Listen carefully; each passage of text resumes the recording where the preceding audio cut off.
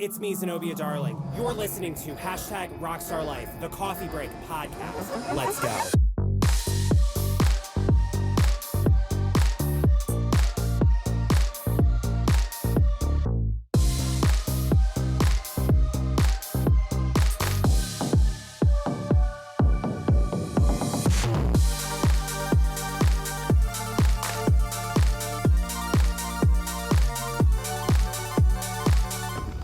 Where the hell's my cold brew at? Ooh, what's up, guys? It's me, Zenobia Darling. God, it feels so good to say that. And welcome to season 2 of hashtag Rockstar Life Coffee Break. So the new episodes start beaming down for my UFO next Thursday, September 26th.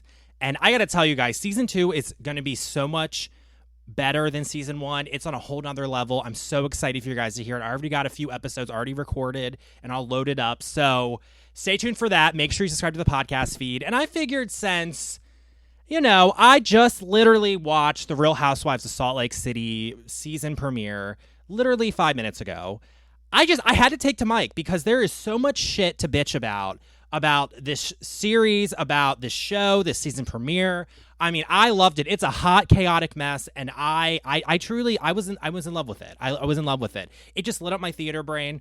But before I get into Real Housewives of Salt Lake City, I want to give you guys a little life update. I mean, I know I took a summer hiatus. It was much needed, and this summer has been really, really fun.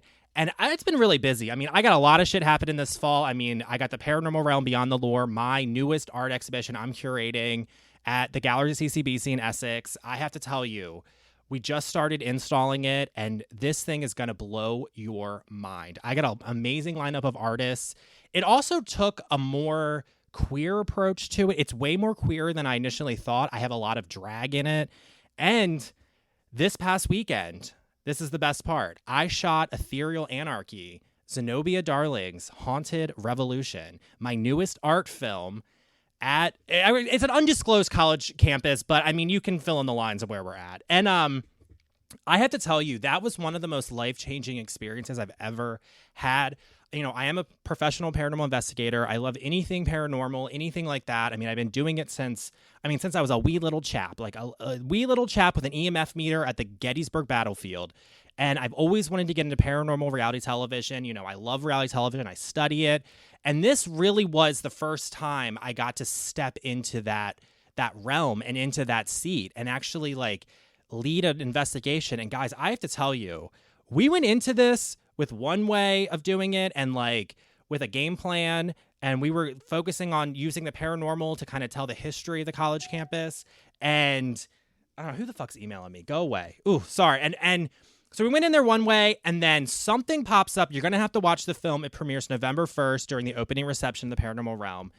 It goes into such a different direction, and it truly was one of the most profound, amazing experiences of my life. I'm still processing it. There's something happens from the paranormal world. Someone comes through from the spirit world, specifically for me, and it's just it's amazing. And honestly, because we're talking about Real Housewives of Salt Lake City, it has a Real Housewives vibe to it. It really does. And I'm so excited for you guys to see it. So that will be out in November, and November 1st for Halloween.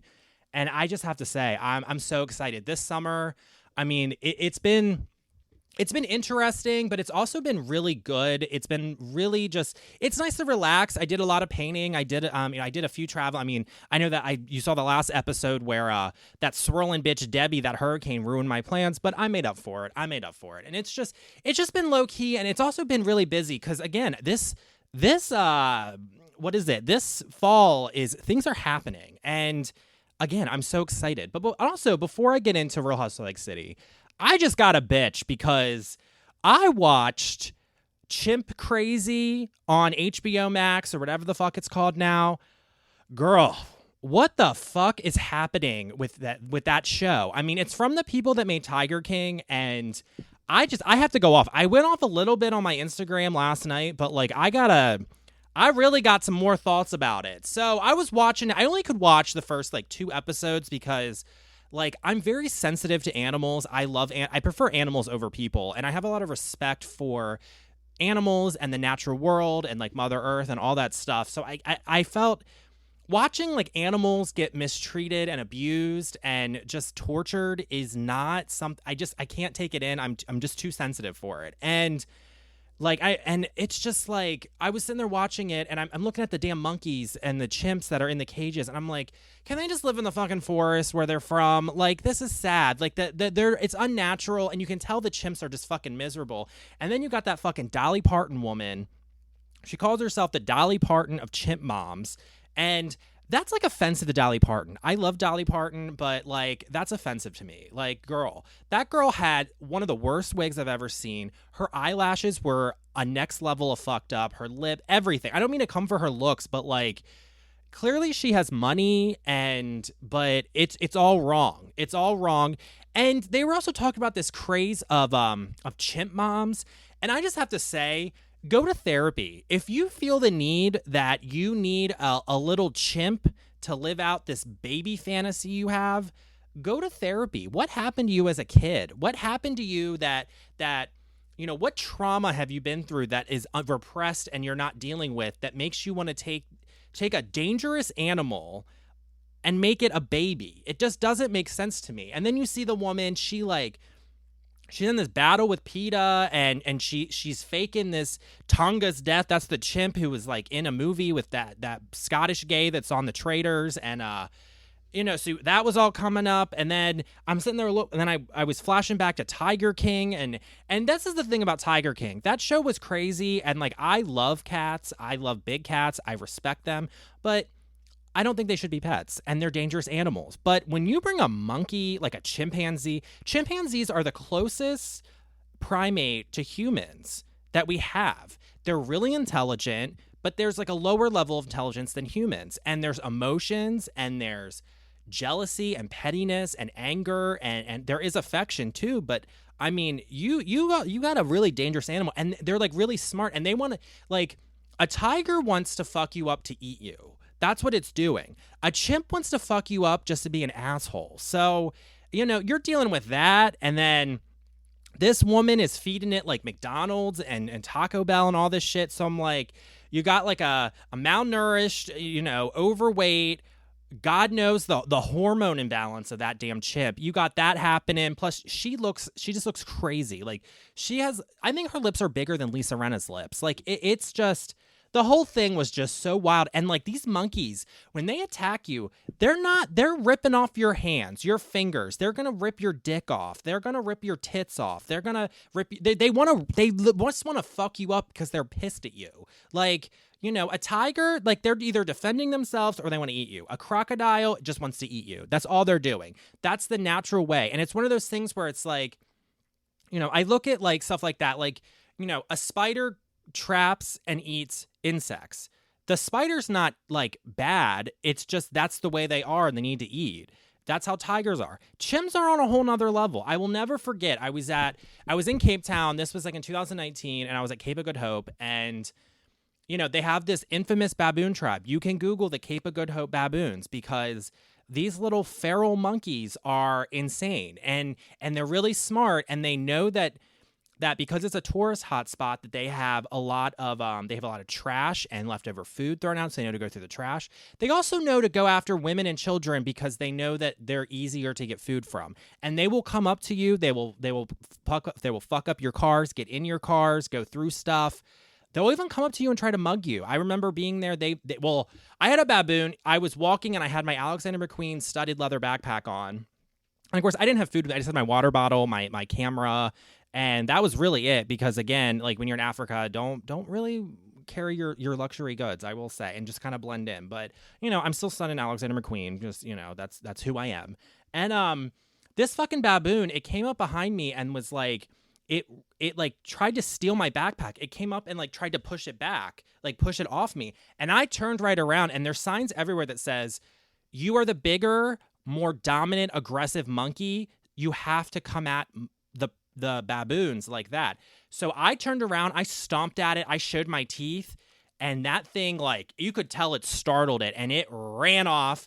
And then it ran off to like some 8-year-old girl with a Dora the Explorer backpack, stole the backpack, took it, went up on the roof of the bathroom hut, and started going through it and throwing her shit everywhere. And it got some, like, I don't know, Paw Patrol fruit snacks. And it literally opened the thing and started eating it. I will never forget that. And the whole time I'm watching this chimp craze nuttiness, I'm like, what? I'm like, I just think back to that. And I'm like, what the fuck? Like, you don't have these like, let them be in the wild. Like, what are we doing? What are we doing? What is it with these dumb humans that think that they have such an ego that they can take these wild animals and make them like pets? Like, you know, like humans are intellectualized primates. We are monkeys. We are, you know, we're a part of that world. And it's like, why do humans not have the hubris to, or I don't even know what I'm saying with this. It's just, I don't know why humans are dumb. How about that? Like, it's just, don't do that. Don't do that. So this is the other thing. I kind of talked about it last night on my Instagram, but there is an intense spiritual darkness to these people. I literally, like last night after I was done, I was doing yoga, meditating before I go to bed, like I do every night. And I just was like, I was feeling the darkness from the damn chimp crazy lady. And I'm like, I gotta do something. So I had to do a cleansing ritual on myself and just clear that energy out. And I don't think I can watch the last 2 episodes. I mean, I already read it. I already saw what happened, but it's too dark. And there's a very intense spiritual darkness that I can feel. I don't know if it's because I'm more sensitive, because I am a paranormal investigator and I you know, and I do have that empathic nature to me, but it's too dark, and the intensity, the residue of that darkness is there. That woman had it. And it goes back to Tiger King. I remember Joe Exotic has he's a dark character. Like, there's a darkness to him.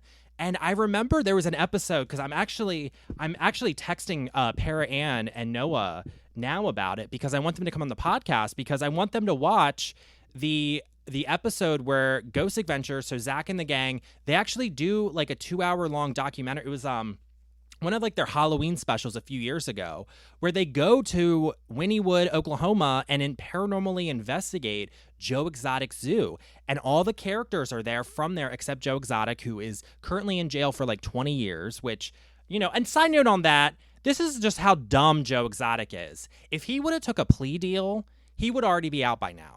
But no, he really thought that he was innocent and that he couldn't be convicted, even though he 100%, I believe, did it, allegedly.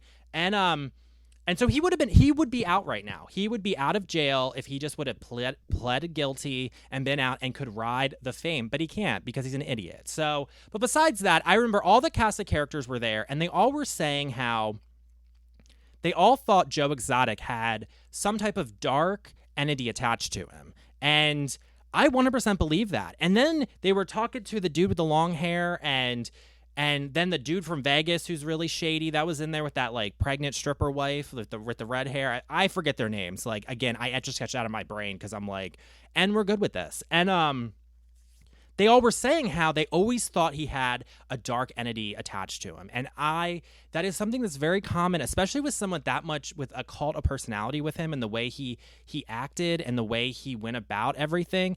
And I just think it takes a level of dark spiritual energy to make you be around these dangerous creatures and think that you can control them. You can't. Like, it's crazy to me. And the Ghost Adventures crew actually found evidence of that. They actually found evidence of this intense darkness and the dark thing. And I just was picking up on it with that woman. And I'm like, what the fuck are we doing as humans? Like, really? Like, you know, it's one thing, like, okay, I've been on safari. I've been on many safaris in Africa. I love it. I love animals. I love going, and I don't do zoos because they depress me, but I've been on safaris, and I mean, you can say whatever it is, but I was at like a game reserve for one, which is like a couple 100,000 acres, and they have all the African animals there, and they live in peace, and they live great wild lives. And, you know, and then you go in and you're just a silent observer and you don't interact with them. And you just kind of like, you observe them in their habitat. I remember seeing the damn hippos. I love hippos. I mean, hippos are you don't think they're dangerous, but they're the most dangerous animal in Africa. They're very territorial and they're grumpy as fuck. And I just have respect for that. So we got to see hippos, wildebeest. I love the wildebeest. They're really cute. We got to see zebras, or what? How do they say it on on Steve Irwin's show. A zebra. We got to see the zebras. I got to see giraffes. Giraffes are cool because they're like horses. They're just kind of like, hey, what's up? Zebras are a little fiery, I gotta say. I mean, but I got to see the zebras. They're cool. We got to see elephants. We saw lions, and then we saw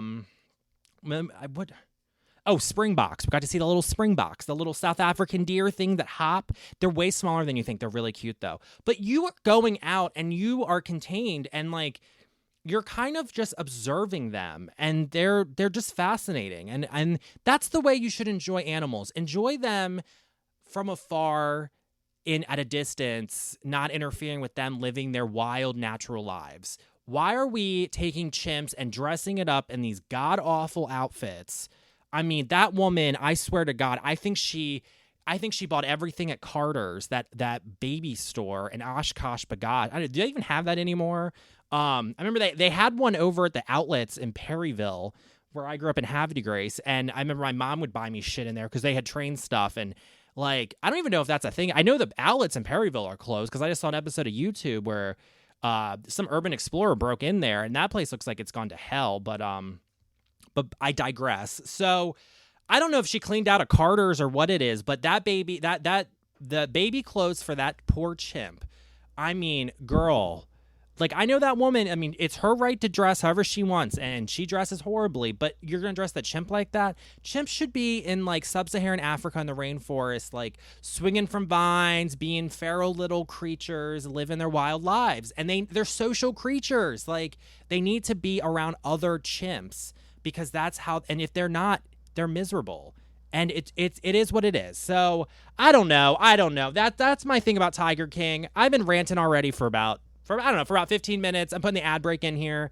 Guys, I'm so excited to announce I have 2 sponsors lined up for season 2. So again, enjoy the ad break. All right, ad break. I got to pay for all this damn coffee I'm drinking and tea I'm spilling. What's up, art lovers? It's me, Zenobia Darling. Did you know I'm more than just a drag rock star? I'm also a very accomplished painter, photographer, and you can check it all out on ZenobiaDarlingCreative.com. Sponsored by the Harford County Cultural Arts Board, my blog, #RockstarLife, the arts blog. It explores all my creativity right when it crashes into local culture. Explore my neo-expressionistic fine art, my editorialized goth photography, and this is the best part. You can buy my original paintings, and you can spruce up your boring-ass walls, because every wall needs some glittering Zenobia Darling on them. So go check out Zenobia Darling Creative. The link is in the episode description. Ooh, what's up, Glamazons? It's Zenobia Darling, and you know my rockstar-ness doesn't just happen, right? It's crafted to perfection at Odyssey Salon and Day Spa in Aberdeen. Let me spill my secret. Abby, my badass stylist, is the mastermind behind my iconic glittering blonde mohawk. Whether you want to spike it up, smooth it out, dye it a killer shade, or just add that extra edge to your hair, the crew at Odyssey have the magic to make you feel like the superstar you truly are. And it's not just about hair. They keep my nails sharp, my skin polished, and every visit is an absolute blast. And here's the best part, my darlings. Odyssey isn't just about looking fierce. It is a safe space where us LGBT folks can feel right at home, shining as our truest selves. So if you're ready to live your own #rockstar life and embrace your creative spirit, get yourself to Odyssey Salon and Day Spa in Aberdeen. Tell them Zenobia sent you and show the world how fabulous us rock stars look. And you never know, you might run into yours truly. The link to book your visit to unlock your fabulosity is in the episode description. Hey, freaks and phantoms, it's your paranormal queen, Zenobia Darling, here with some killer news that I have to tell you about. There's an event creeping up your way that'll make your dark little heart skip a beat. The galleries at CCBC Essex are unleashing the paranormal realm beyond the lore, curated by the one and only Derek Pence, a.k.a. me. From October 14th to November 15th, 2024, dive into this immersive art exhibition with eerie works from an amazing lineup of artists who dare to ask, is the paranormal more than just spooky stories and folklore? And here is the kicker. On November 1st, during the opening reception, we're dropping the world premiere of Ethereal Anarchy, my new paranormal-themed art film, starring me, Zenobia Darling, and a few friends. Want to be a part of the madness? RSVP now. The link's in the episode description. And see you in the dark side, babes. All right, we're back from the ad break. So let's get into Real Housewives of Salt Lake City because I got a lot of thoughts. I mean, I took 2 whole page of notes because, I mean, there was just so much shit that was happening. So right off the bat with this, what season is it? Let me. I got my computer in front of me. It is season. I don't know. We're in season 5 of this show, 5 or 6. I mean, it's hard to believe that it's been on for that many years. But we're on the season 5 premiere, and there's been a little shift. So Monica is gone, which I think was a total mistake because, I mean, her casting on that was great. But again, I get it. No one would film with her. But at the same time, like, you're getting paid to be a reality star. So, you know, personally, yeah, if someone's that toxic, yeah, I would cut them out of my life totally. I get that. But also, you're on a fucking reality show. Like, you're getting a paycheck. You need to sign up to work because, I mean, I work with people I don't like. I mean, there's a lot of people I don't like that I work with, but there's also a lot of people I do like. So you got to be professional, and being professional reality stars, you know, you're going to have to work with people who are like Monica. And I think Monica delivered. I think she was an A+ housewife, and I'm sad to see her gone. I think she will come back. I will just say that. I think she will. But right off the bat, and also because me and Bricks, who is part of my paranormal team and who is directing, we're actually co-directing A Theory of Anarchy.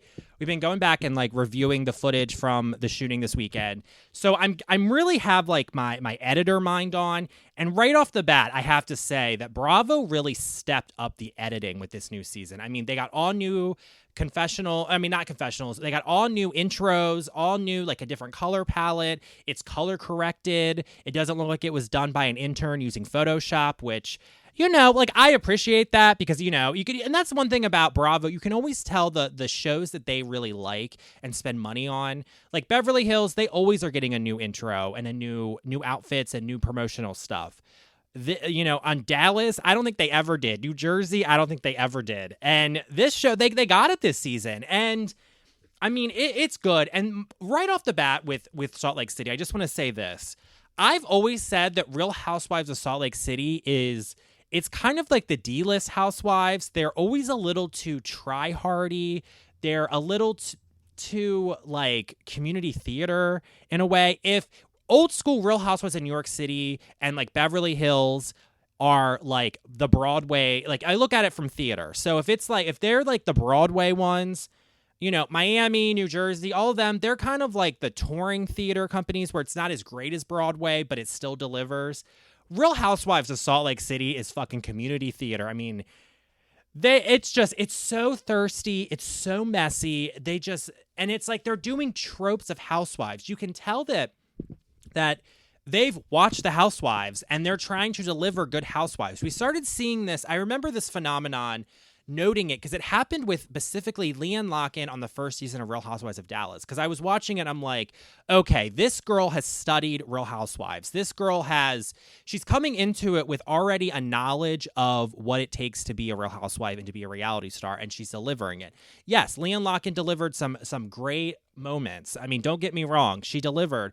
But I remember feeling that, whereas like, you know, in the early days, it was more documentary with a little bit more editing, and they showed their lives, and there wasn't that self-producing that was happening. And you could tell they didn't have a reference for what a fucking Real Housewife was, and they just kind of made it work. And so with the Dallas and Leanne Locken was the first time I was like, oh, you're self-aware of this. On Salt Lake City, from episode 1, I remember when Jen came on there, Jen Shaw, you know, who's rotting away in Bryant, Texas, in jail for stealing money from old people, allegedly. You know, I remember her coming on there that first party, bragging about the $80,000 party for Meredith, which I'm like, counting her money, and I'm like, something's not making sense. And then you get freaking Mary coming in saying, you smell like hospital. Like, I'm sitting there, I'm like, Mary's on her own self because I love Mary. I would watch her read a phone book. She's so compelling. And she also has the delusion where you can tell she doesn't watch Housewives. She has no idea what the fuck it is. It's just a paycheck to her, and she's just there. Whereas Whitney, Lisa, Heather, Mary, you could tell, even Jen Shaw, you could tell they all know what Housewives is, and they're specifically on here to deliver Housewives because they had that frame of reference, and they're self-aware of this, which is, I don't know, it's fascinating, but it's always read to me as like the community theater of Housewives. So the fact that Bravo spent when they redid this whole thing, it's on like Beverly Hills level, like good with like the editing and all of it. And I love it because when they did that, it made that try-hardy community theater vibe just stand out even more. And so my theater brain is like, oh, this is good. Because these fucking people think that they're like top-tier housewives, like Dorinda or Kyle Richard. I mean, I don't really like Kyle. Like Dorit or Erica Jane or, you know, Dorinda, Luann, Sonia, Ramona. Like, they're on that level. And I'm like, you're not. You're not. But these people are so delusional that they do. And then Bravo gave them the edit, so it's just going to be even more. So right off the bat, I was just saying, like, the editing of it was flawless. It was flawless. It was glossy. It was aspirational. But it also felt just, I don't know. It felt try-hardy, like they were trying too hard to be something they're not, which reads really well in the Real Housewives universe. And so it just starts out. The minute I heard that chorus EDM, that ha ha ha ha, that music, it, you know, like it almost sounds like a woman coming or like a group of men coming in a circle jerk or something. But it's angelic, like, you know, they're you know, they have that like choir music with like the EDM music with added to it, and you see the thing of the churches and stuff. I just was like, okay, let's settle in because this is going to be good. And then it just gets into it. And I just have to say, the one thing that I can't fucking stand about Salt Lake City. So they were having a Valentine's Day party. So this is February. They're at a higher elevation. It snows. But I got to say, I can never tell the temperature, and it stresses me out. You know, you watch New York, you know, you can tell when it's cold outside. You can tell when it's hot outside. Beverly Hills, you know, they're in sunny California. So yeah, it's chilly, but you know, you can kind of get a gauge for the temperature. On this fucking show, it causes me anxiety because you see snow on the ground. They're not wearing jackets. They're wearing like short little dresses. And I'm like, is it hot? Is it cold? It looks hot, but they're dressing cold, but that there's snow on the ground, so it is cold. I don't know. It stresses me out. I can't handle it. I can't. And that started this season, and I'm like, can we just get a temperature gauge? Like, can they do a Chiron that just says like 35 degrees or like 55 degrees? Because it's too much. It's almost like the sun's too hot, so it's hot during the day but cold at night. I don't know. It stresses me out. It truly does. Because then I'm thinking, like, if I was in that weather, you know, the AC would still be on because I would just be hot. I mean, I'm a hot-blooded person.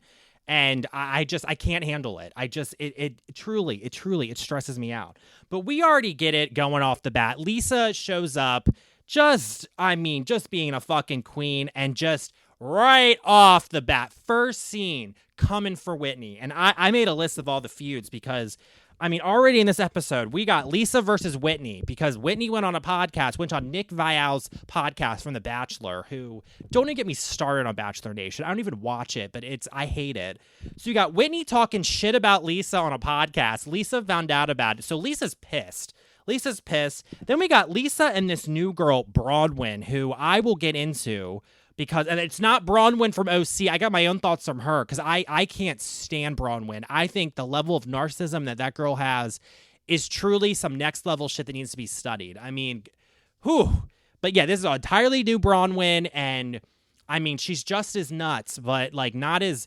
Bronwyn was dark. Like, it got really dark there towards the end, especially when she was like becoming an alcoholic and she was still filming. I mean, that's a case study in narcissism, but I don't know. I digress. Then you got Whitney versus Heather. Like, that's been happening last season, but we really got Whitney versus Heather. Then you got Lisa versus Angie. Okay, let me get started on Angie because, again, Angie is way too try-hardy, and she's also an alleged bag of Xanax. I mean, you can tell she's there and she's trying her hardest to be freaking Bethany Frankel. So is Lisa. And it's just, it was good. Then you get freaking Meredith coming, and you got Meredith versus Whitney. I mean, honestly, I just wrote Whitney versus everybody because, I mean, the climax of this episode is just everyone going off on Whitney, and Whitney on her hillin journey. I just want to smack her and be like, it's healing, not hillin. Okay, I'm healing my healing journey. Like, I have trauma too. I have PTSD. You don't see me on a healing journey, like flicking people off. Ugh, I can't even, don't even get me started. And then you got Meredith versus Angie. So it definitely is Angie and Whitney are teamed up versus everybody. And then you got frickin' Angie and Heather fighting. The whole thing is just, I mean, it's nuts. It's nuts. So we got Lisa already coming for it. And then we see Mary, which I love Mary. I mean, I know. She's nuts. She might be an alleged cult leader. I love how that made an appearance too. I mean, towards the end, I mean, Meredith says, like, you said that Mary was a cult leader, and I'm like, I hope that never dies. I've heard the videotapes. I've heard the recordings of her yelling at her congregation. You know, something's fishy about Mary when it comes to that church, and I'm happy that it's there. But she's delivering the Dolce & Gabbana graffiti jacket. Like, Mary, once again, delivering high fashion, delivering everything. It's just, it's so good. And she's liking Angie, which I didn't see coming. I truly, because Mary was like, who is this bitch? But also, Mary does not like the new girls. I mean, that was very apparent in this episode, but Mary just doesn't like the new people. I don't think she likes new people, like, in her group or anything, but it's just good. So then we get the new girl, Bronwyn, who, let's just get into her, because she's showing up looking like a damn snuffleupagus. And again, then they show a flashback of her showing to have some lunch. It looks cold outside, and then it's cloudy, and she's in a jacket, showing up in a fucking bathing suit that probably costs more than my car. And I'm just like, what the fuck is happening? Like, and it's this thing where it makes it for a good housewife, but just because you have money and can afford high fashion doesn't mean you have a sense of style. And this girl, I don't think she has a sense of style. It's reading as too try-hardy, and it's like, I'm just gonna wear this because it's $17,000 from Yves Saint Laurent. Good for you, girl. Good for you. A true fashionista can wear, you know, Savers thrift store with high fashion, mix them together, and you just look effortless and flawless. Like, I love high fashion, but girl, just because you can buy it doesn't mean you look good. I mean, it doesn't mean you have style. It truly, and she's coming up. So she comes in there with that ugly heart jacket that Rihanna had, and I'm like, you're showing up to a fucking dinner in Salt Lake City wearing that? What is wrong with you? Like, you don't look cute. You look good. And I love that new girl, who I don't know what the fuck she is. She comes in and calls it a costume. And the girl gets real pissed. And she's like, it's not a costume, it's high fashion. And it offends Mary. And I'm like, thank God. Because that's the other thing. Mary they got a lot of new friends on this season. And Mary hates them all. And that's going to be good. And I don't know why. There was like 4 friends up. They kept showing different people with chyrons. And I'm like, who the fuck are these people? Like, and again, the friends on this show, I mean, you want to see, like, some of the most thirstiest, try-hardy people ever. It's the friends on Salt Lake City. I mean, you had the other Angie H, I think her name was, the other Angie with her husband. They were fucking thirsty. I think Angie on there now was a friend of. And these new people are delivering. And already, I mean, and it just comes in, offends Mary, offends that. I mean, it's just, I don't know. I think that's going to deliver. Just Mary not liking any of them. So then we get Meredith, who, I mean, she's pissed, laying in bed, recovering from her breast reduction. Girl, you have a different face than you did last season. I think you had more than just a breast reduction. So, you know, cut the shit, Meredith. I know what that is. Like, I'm just going to say it. And, like, you know, so I'm living for that, because then Meredith delivers. She's pissed at Whitney for having bath bombs and for coming for her. So then you get the Whitney Meredith feud starting to happen. So already you got Lisa Whitney, Meredith versus Whitney. And then Angie K's thrown in there somehow, which I'm still trying to figure out, but definitely, like, there's that. And then I just noticed this at this point, because that's my note. I have Bronwyn in her confessionals. I'm just going to say this. This is what leads me to say that she has money and not a sense of style, is because they were showing in her confessional look of her living room, and she has some real questionable decor and art. I can tell a lot about people, about their art. I'm an artist. I love art. I work in an art gallery. There is some absolutely horrendous art in her and decor choices in her confessionals. And plus, her confessionals look fucking nuts. Like, and it's not cute drag, like, messiness. It's just a fucking hot mess. And I don't know, but oh God, I just burped. God, I'm like fucking Wendy. But, you know, I'm excited for this. I'm excited for Bronwyn, because she seems like she's gonna live for just a basket of crazy and just be a psycho. And already with her fashion, I'm like, just because of that means that you think you're amazing and you're not. And I don't know. And I'm sure I'm sure the producers are going to edit it to highlight her fucking train wreckness. So then we get Meredith talking about last season and how she feels like all of her stuff wasn't addressed at the reunion. And I love it because this whole season premiere, and I feel like this whole season is going to be haunted by Monica, but all the housewives are not going to call her by name. They're always saying Reality Von Tease because I don't think they want to give Monica the clout. Meanwhile, Monica's going off doing this podcast, that podcast, talking shit about them. She's living her best life. And yes, she's probably sad they're not on there, but they will not mention Monica by name, which I find hysterical. I find it hysterical. It's like, I don't know. It's crazy to me. And wait, where were we going?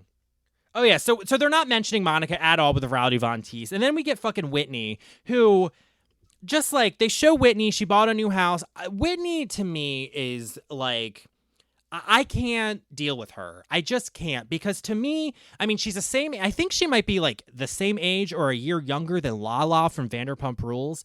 She reads as more of a Vanderpump Rules person and not a housewife. And it's hard for me to really get into the housewife year because I like my housewives. I like them older. I like them like a broad. Like I want them to be like in their 40s and 50s, more established, more, refined, just nutty. Whitney to me is reading as, fucking Lala and Katie Maloney. Like I'm seeing her with them and I'm like, I can't do it. And it also plays into the try-hardiness. And like, yeah, she's hot. She's kind of the bad girl, slutty girl. And I love that. But at the same time, I'm like, you should have been on Vanderpump Rules because you're not a fucking housewife. Like, I don't like housewives in their 30s. I just don't. I want them in their 40s and 50s and 60s. I mean, and Whitney, the other thing about Whitney, she's fucking vulgar. I mean, I'm a drag queen. Don't get me wrong. I love vulgarities. There's a tapestry of obscenity floating over the Chesapeake Bay, specifically for me and this podcast alone. But, I mean, in there, she's like, oh, I have to lick every bit of Lisa's asshole. Girl, why are you going in like that, okay? You do not need, like, that's a rim job. You don't got to go into that. Like, why are you so fucking vulgar? It's like, she always is so vulgar, and I don't know if that's her personality or she's trying hard. But this is the other thing that I don't like about Whitney is, and I have this same problem with Erica Jane from Beverly Hills too, is there should be a drag queen type of comedy camp to these Real Housewives. Like old school New York City has it flawlessly. All of them could easily be drag queens, and drag queens emulate them, but they're not drag queens and they have their own thing, and drag artists kind of take it and make their performance art out of it. I don't like it when these Real Housewives appropriate drag culture. Erica Jane does this all the time, and I don't like it because I'm like, Erica, you're trying too hard. You're not a fucking drag queen. Yes, you're surrounded by drag queens, but you're not a drag queen. And Whitney, I mean, she's best friends with Trixie Mattel. She's been on Trixie's YouTube channel, all that stuff. And she does a lot of drag brunches and stuff. And I get it. Drag's amazing. I'm a drag queen. I love drag.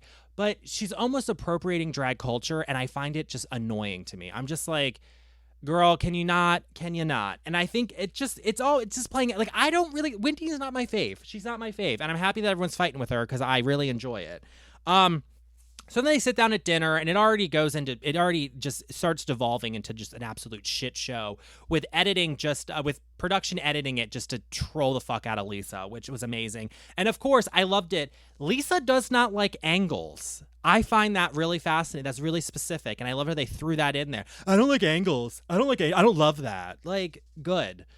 So next time I have a party and Lisa's there, I'm just going to angle all the fucking bottles and just to piss her off because I find it funny. But I love Lisa. I love a Lisa Barlow. She's one of my faves. Although I did clock her because, again, with the tryhardiness and the studying Real Housewives, she threw a glass like Teresa Giudice from New Jersey on this. Hold on, I'm hearing a fire alarm. I don't know, probably some... I don't know. I swear, I'm in my home art studio, and I gotta say, I'm so tired of the damn fire whistle going off all the time. I'm trying to podcast. Like, I'm not a fire. My dad's a fireman. Like, sorry, I digress.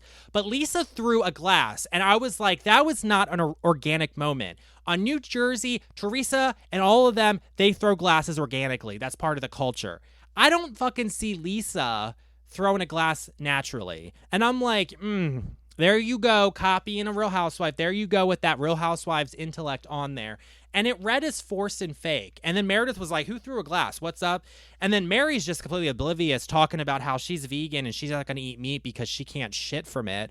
I mean, girl, like, I was not expecting Mary to be a vegan, and Mary's health, like, concerns and Mary's way of taking care of her body.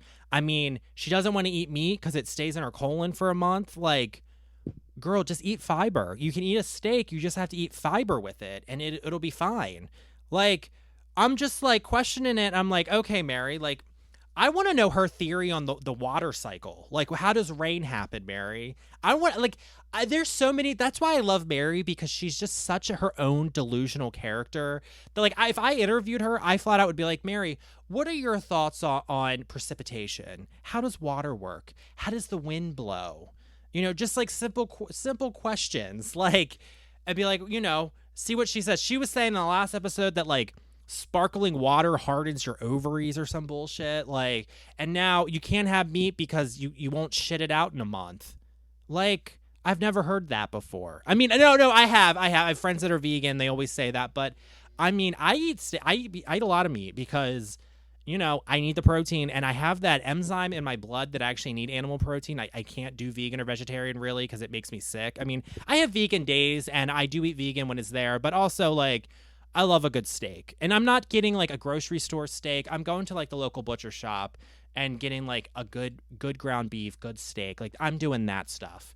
And I don't really like chicken or turkey. It's not my fave. But I like beef. Like, beef and pork are my fave. So, but again, I don't have that problem, because also I eat enough fiber in my diet that I'm just like, Mary, what are we talking about? Like, again, it's just, again, this, like, try-hardiness, this community theater, and the vulgarity. It's like, why are we, like, I like it when Ramona shits herself, and that's, like, the running joke. Like, that's funny because it's not like it's, like, or because it's not, like, they don't focus on, it's just a little thing, whereas I'm like, Mary, like, talk about this, can't shit because after eating meat. Girl, what? Stop. Just stop. It's just, I don't even know. I truly don't even know. And then, you know, I just love it because, once again, they get it going. They get turned into a fight where it's Lisa versus Whitney, and then Heather jumps in, and then Meredith jumps in, and then Angie jumps in. And I didn't even say this yet with Angie with her fucking scroll. Again, Angie, try hardy. Stop it with the prop comedy. You look like a fucking fool. And why did Bravo blur out some of it? Like, that pissed me off. Just show the scroll. Like, you're having a moment. It's too thirsty. Go away. Like, it's just, I don't know. But again, I love it. I love it. It's just, it's good. This whole season, I'm so excited for it. All right, I've been talking for like 20 minutes. I'm going to start wrapping this up. But it's just like, you know, it ends with Whitney being like, well, here's the hilled Whitney, and flicks Lisa off, at least, like, get the fuck out of my party. And she leaves. And I'm like, here we go. I mean, it's just a chaotic fucking mess, and I can't wait for this season. And I mean, I have to say, Dubai's actually been delivering. I like Dubai. I'm excited for Miami to come back, but I'm super, and Orange County, I mean, I feel really bad for Shannon, but I'm really excited for it to come back. Salt Lake City really, like, there's a nice campy comedy to it, and I think Bravo really figured it out. They figured out these housewives, and they figured out how to make it work, because there's a way to make that try-hardiness into reality TV gold. And it really, last season was really good. This season already is delivering. So I will be watching. I'll be checking back. All right, guys, I'm peacing out, being back to the UFO. So make sure you subscribe to the podcast. It will be out this Thursday, my first episode with Rich Bennett, who got me into podcasting. It's a good episode. I got a lot of episodes. Make sure you check out the Paranormal Realm Beyond the Lore, and I will be back. So peace out, guys.